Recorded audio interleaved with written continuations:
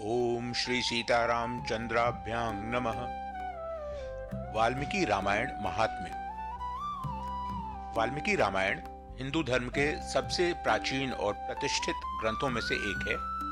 इसे महर्षि वाल्मीकि ने लिखा, जो आदि कवि माने जाते हैं।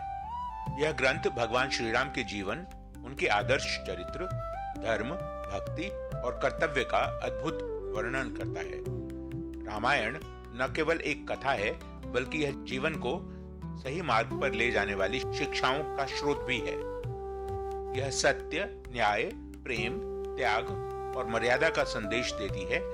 रामायण के अध्ययन और पाठ से मनुष्य के भीतर सद्गुणों का विकास होता है और जीवन में शांति और सुख की प्राप्ति होती है।